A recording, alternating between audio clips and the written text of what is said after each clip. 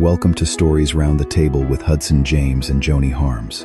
Real conversations, heartfelt moments, and stories from some of country music's most iconic voices. From award-winning legends to rising stars, every episode brings you closer to the heart of Nashville and the people who shape country music. Season 3 is here and now.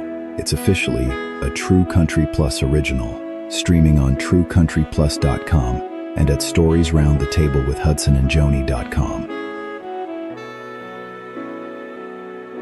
Pull up a chair, pour a cup of coffee, and join the conversation. Thanks for joining us at Stories Round the Table. Don't forget to follow, subscribe, and share the show with fellow country music fans. Catch every episode on Spotify, Apple Podcasts, YouTube, and on Stories Round the Table with HudsonandJoni.com and TrueCountryPlus.com. New stories, new guests, same warm conversation around the table. We'll see you next time. Welcome to Stories Round the Table with Hudson James and Joni Harms. Real conversations, heartfelt moments, and stories from some of country music's most iconic voices. From award-winning legends to rising stars, every episode brings you closer to the heart of Nashville and the people who shape country music. Season 3 is here and now. It's officially a True Country Plus original, streaming on truecountryplus.com and at storiesroundthetable.hudsonandjoni.com. Welcome to a special holiday edition of Stories Round the Table with Hudson and Joni, the country music podcast where memories are shared, friendships are celebrated, and the stories behind the songs come to life. On this episode, hosts Hudson James and Joni Harms gather around the table with two of country music's most beloved and enduring talents. Artists whose careers have shaped the soundtrack of generations. First, a man whose unmistakable voice and magnetic stage presence have earned him 21 #1 hits, a place among the top 100 country artists of all time, and a reputation as one of the most electrifying entertainers on tour today. Known for iconic songs including Last Cheetah's Waltz, I Loved 'Em Every One, Do You Want to Go to Heaven, and Party Time, he remains a true legend whose passion for music continues to inspire audiences around the world.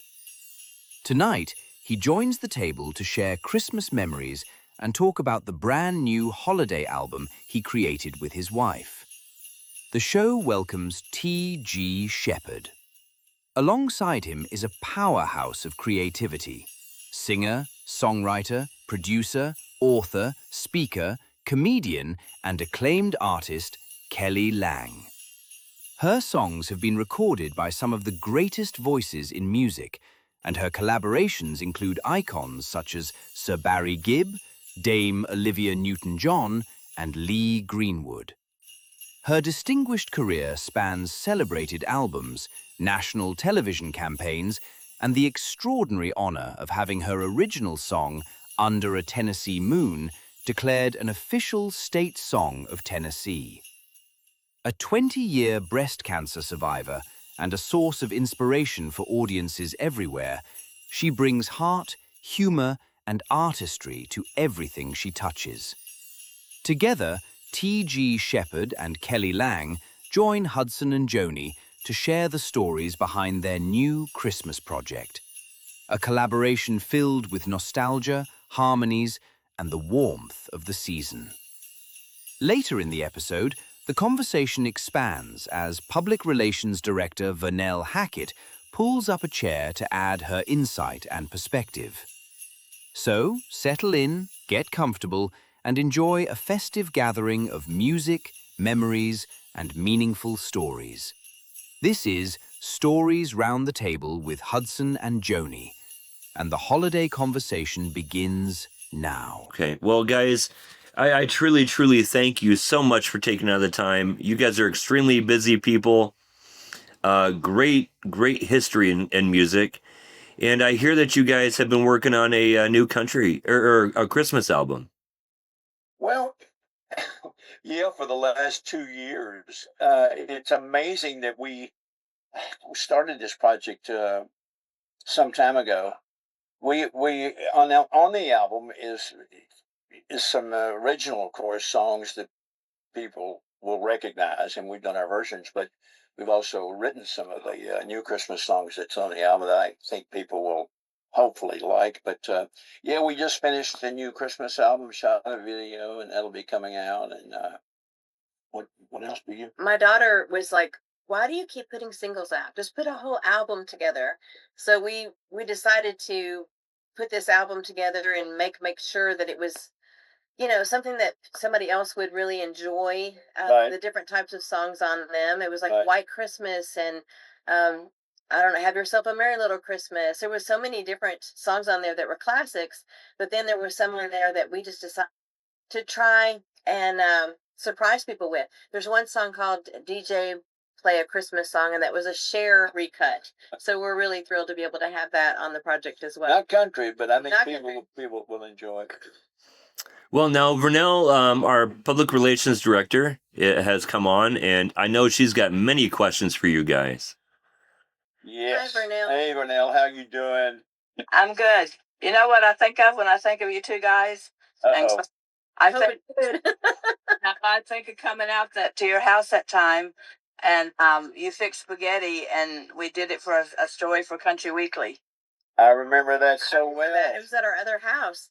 Yeah, I am not a cook, but that's one dish that so many people have said, I've heard you bake spaghetti. And I'm like, oh, dear. Vernell, you don't know how it makes me feel. It's great to see you. I mean that with all my heart. I really do. You're just so synonymous to Nashville and music, the scene and everything. Just so good to see you today. Well, I've always said to Vernell, she's as much of a celebrity as pretty much anybody in Nashville. I mean, if Agree. you don't know her, then you're not in the business. Yeah. You're not big enough to be in the business. But she won't take the credit for it ever. Never. That's what people love about her. There's no ego with this woman, but she knows it all, and she was all about everybody. The bodies are buried, huh, Vernell? You believe me? Nobody but Vernell would know. Yeah. Oh, I go way back to your log cabin in Gatlinburg too, right? Yeah. Yep. That was all fun. So, but we better talk about Christmas because Scott will kill us if we don't, right? Okay. Hey, did you write the original songs that are on here? Because I know you're a great songwriter. Well, Thank you. we wrote the song Christmas in Mexico, which I love that song because it just kind of takes you somewhere during the holidays. It's very Caribbean, very Buffett-like, Chesney-like, with steel drums and that kind of stuff. We wrote that one together, and then Kelly wrote, I wrote My First Christmas Without You. tough song. Oh, that's Tough. yeah. The title I alone think everybody, sounds like a tough song. yeah. Well, everybody at some point, unfortunately, will lose somebody that they love, and there will always be a first holiday season, and it's horrible. It's difficult. It's horrible. I lost my mother last year, and I'm so then you sorry. just feel like you're just in a terrible dark zone. And well, thank you. She was my very best friend, and that first Christmas is not a joke. I mean, and I think everybody will be able to relate to the lyrics of this song. Unfortunately, at some point. But it's also fortunate because it could bring them through a hard time. Well, Definitely, it's a depressing song. I don't know, Hudson.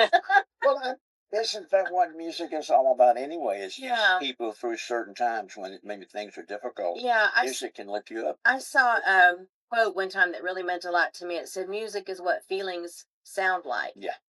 I thought, wow, That's so pretty strong statement. sometimes people aren't happy at Christmas. Sometimes people need to feel, are not the merriest of times, but it is real, and it is on there, and I hope people can at least feel and experience Is there when they any hear other it. originals on there? Oh, there is. I think we've only done 2 of the originals on this project, but Yeah. but thank you for the compliment. That's very nice of you. Rest Well, and also, those really sad songs, they bring comfort to people, which I'm not going to say that brings joy, but it brings comfort. And it allows the fan to know that they can relate to you even more because you went through it as well. Right. Right. It's really strange is as a writer, I tend to write things and then they come true. I should really be careful about what I write. Like, I wrote a song one time called Single Mother. I had no idea I was going to become a single mother. I would have written 4 more choruses and 3 more verses if I'd known how hard that would have been. But when I wrote this First Christmas Without You, it was many years before, and it just I'm really grateful that Start thinking about being a billionaire. Write several songs about that. Yeah. yes, that maybe that'll implement. Well, I some of the other songs here are some of my favorites. Mary, did you know? Oh my gosh, that's become a just Mark Lowry, what a great writer. I mean, everyone, you know, whether you're, and of course with the Gaithers and stuff, I mean, he is just such a phenomenal human being, a great, funny person, and a great writer.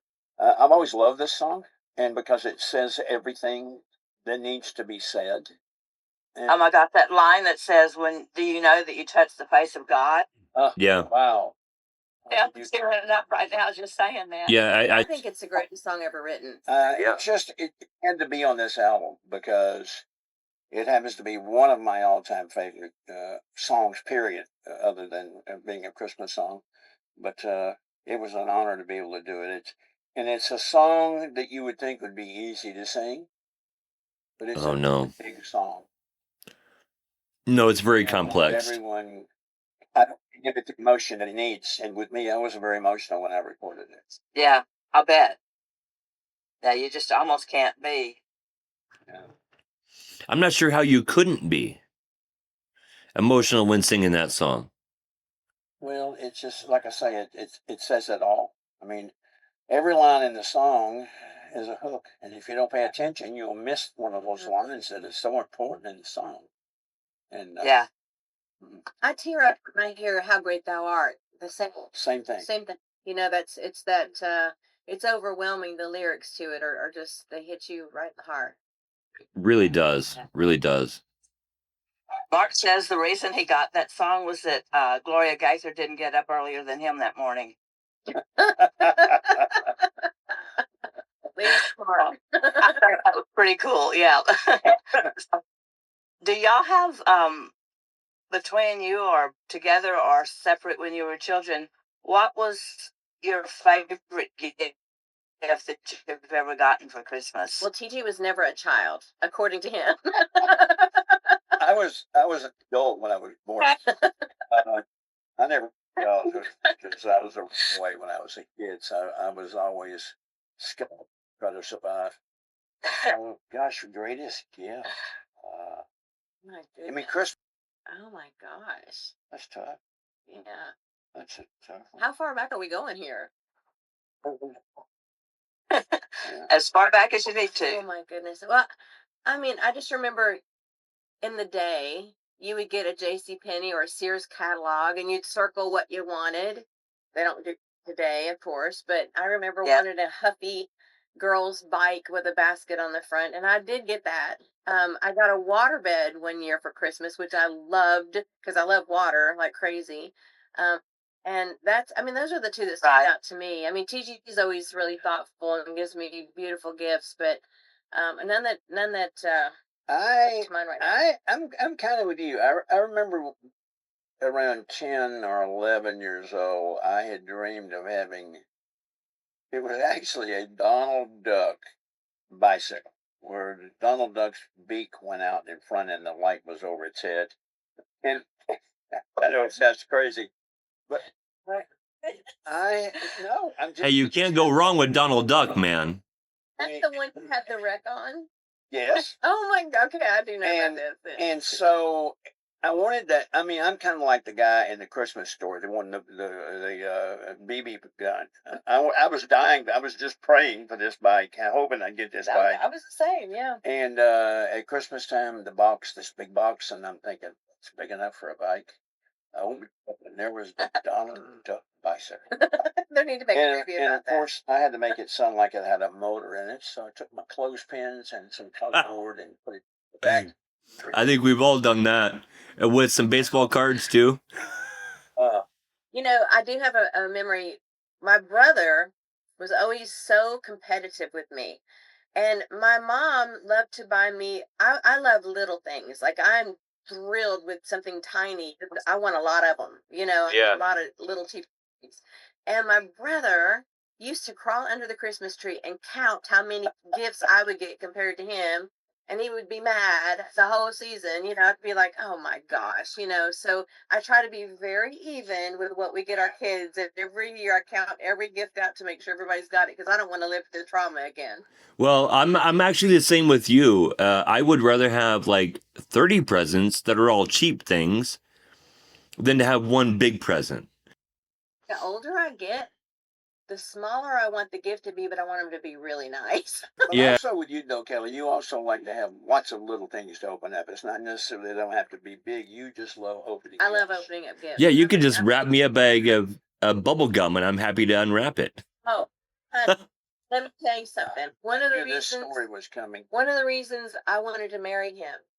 Ready? I've never told anybody this before. Oh, we have an exclusive. Listen, Scoop. we were dating and I was craving double bubble gum. Y'all remember that? I don't know if they have it. Mixed it up. Yeah. Okay, so I mentioned to him, I said, man, I'm out of my double bubble. I don't know what I'm going to do. He goes, I'll be right back. So he went into a convenience market. He walked in and he came back out. He had bought me the whole box. Oh, wow. Right then and there, I would have married him on the spot. I knew what I wanted. Yeah, well, that's the kind of love that I have. Double bubble. It's interesting. You've for never sure. forgotten that. No. It really is those simple things that bring joy and happiness. You can have all the money in the world, but that doesn't necessarily bring happiness. No, but the bubble gum, hey, went on for months. When we first got married, I did not know that about this man, but I was wrapping his gifts and I was having a blast doing it. And it was the whole living room was like a ball of wrapping paper and bows and stuff. And he came in off the road. He goes, what are you doing? And I said, I'm wrapping your gifts. Don't look. And he goes, what's with all this glitter? Oh my God, I can't handle glitter. So he started vacuuming around me. I hate glitter. And I was like, oh my gosh. Okay. I mean, you can have glitter in your house, and then a month after Christmas, you'll look up and there's a piece of glitter stuck on your face. You can't, it goes away. The gift that keeps on giving. And it's worse for us. We have cats. Glitter and bows, and glitter in everything is glitter. So he's just learned to live with me. Yeah, whatever. Yeah, and we have cats, and they love to play in it. And then you have it and you have the real Christmas in July or June. That's too funny. Well, here's another Christmas question for you. What's your favorite dish to have at your Christmas dinner? Ooh, that's a good question. I like to make sweet potato casserole. Yeah. And it's like yummy and gooey and brown sugary with pecans, and that's my favorite go-to. That's what reminds me of Christmas. Mine is a honey baked ham. Yeah. I like that. That's and easy. Then I like a great pecan pie. Ooh. Oh, you guys are making me hungry already. It's starving me to death right now. But those are, I guess, two things. I like all kind of casseroles and stuff, but I just love Christmas eating because you get an array of different things normally that you don't have. You have a lot of. Well, we generally do Christmas with the kids in the morning and have dinner maybe the night before with our family, but we generally go to the movie theater and catch 2 or 3 movies on Christmas Day and eat hot dogs. So there's that. Yep. You got to do that on Christmas, don't you? Oh yeah. I used to do that too with the movies in the afternoon. I realized that a few years ago that I don't know if y'all get like this or not, but the day after Christmas, everybody's kind of like blue, like they're let down a little, like how is this all built up and then nothing. So we started, we probably will do it again, to take all of our friends and family, whoever wants to join, to go bowling the day after Christmas. Oh, that way wow. everybody can just kind of going. Yeah, you got to party, you got to keep going, and we had a big turnout. It was a lot of Yeah, fun. we had. That's an interesting idea. Yeah, I mean, people still want to celebrate and they're off work and, they want to do something fun. I don't know. Did we have at the last one? Lauren Gosh. Morgan was there. Devin O'Day. Devin O'Day, Charlene Tilton. Yeah. It A was lot of our fun. friends. I mean, a lot of our friends are people that people know already because the circles we run in, we run with people that are celebrities and singers. But no, we love to keep the tradition going even after Christmas. I don't want it to end. But to me, when I come down is after New Year's because then I know it's all over. In the bills. Yeah, and then you realize that the New Year's resolutions that you made, you're not going to commit to. Oh, I never do make those things because I never keep them anyway. That's when you go through the bill and go, you paid what? You didn't. Oh, I just got me a new gym membership that I don't even know where the gym is at. Been there, done that. Yeah, that didn't work. But well, you've talked pretty much about some of the other questions I had. So, Hudson, do you have any more for them? I just want to say, the podcast Stories Around the Table with Hudson Joni, and unfortunately, Joni can't be here today because she's on tour. But Vernell stepped in, and she's an amazing, amazing person. Oh, it's good to see this dear friend. We go back so far. Oh my gosh. Oh, I want people to know also that if they want to get the album now. Oh, yes. Where can you find it? You can go to tgsheppard.com or to kellylang.net and get your signed copy of their pre-sale right now. Oh, you got a copy of it. Oh, wow. All right. Perfect. Yeah. Got it. This was shot at the Johnny Cash cabin video and the photo from that. So and the video will be coming out here real quick on Tennessee Christmas. And like I say, we shot that at the Cash Place, and it's just super. It was the hottest day of the year, July, and we had snow machines going. Oh, that's funny. it's hard to get into the mood when it's 150 degrees. We were in a blizzard. And we don't. Yeah. But we also hope people will continue to follow us on our socials. Social media is so important, and we have a great team of people, a lot of people who work with us and post videos daily. And we hope people will go to TikTok and to Instagram and to Facebook and catch those and follow us and keep up with our tour schedules because we'll be doing a few Christmas shows this year together off of this album. Are you doing one in Nashville? I'm sorry? In Nashville? Well, we're doing Franklin Theater in Nashville. But that's not till March. Not till March. But yeah. We waited a little late to get a huge tour going on at this point, but we're going to be doing more Christmas touring next year. We're booking shows now for 2026. So that's the Tender Tennessee Christmas tour will be out. It will be in 2026. But we just want people to go and keep up with us. Everything TG and everything Kelly on our social media pages.